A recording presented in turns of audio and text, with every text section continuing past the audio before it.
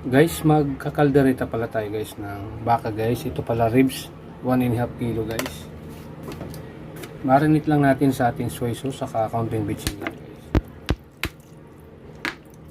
Ang ating imimix. Maghugas tayo ng kamay bago tayo maghalo nito.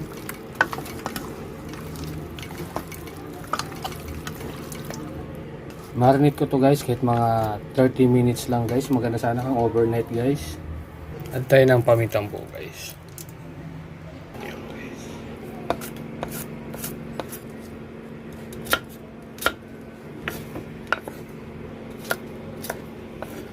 Guys, yung ating sahog sa ating kaldereta guys. Ayan.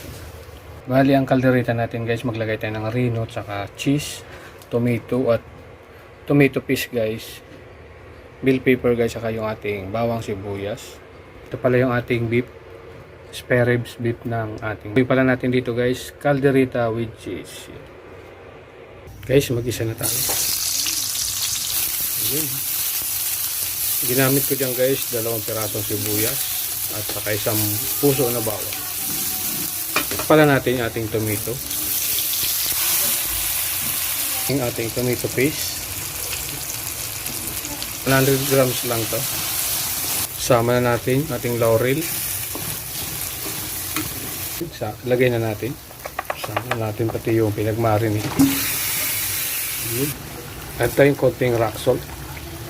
Bali maglalagay akong tubig dito guys para palambutin ko to guys. Siguro mga 1 hours or 1.5 hours. Hindi tayo gagamit dito guys ng pressure cooker. Yan. Antay lang natin siyang lumambot dito sa kawali. Add lang tayo sili guys. Mga 2 piraso. Ito guys after 1 hour guys. Ito pa lang guys yung ating pinapalambot. Medyo matigas pa lang konti. Siguro mga kalating oras pa uli.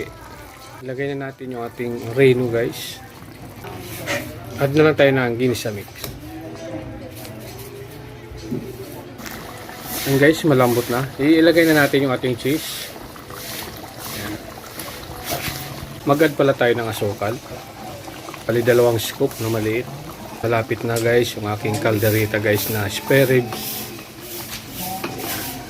Shoutout nga pala guys sa mga nanood sa upload ko na video guys. Add tayo ng bell pepper. Okay na po yung ating caldereta guys with cheese. Patutunawin na lang natin yung ating cheese. And kung umabot kayo sa panonood sa aking upload na video guys, palike and share naman at pakipalo na rin guys.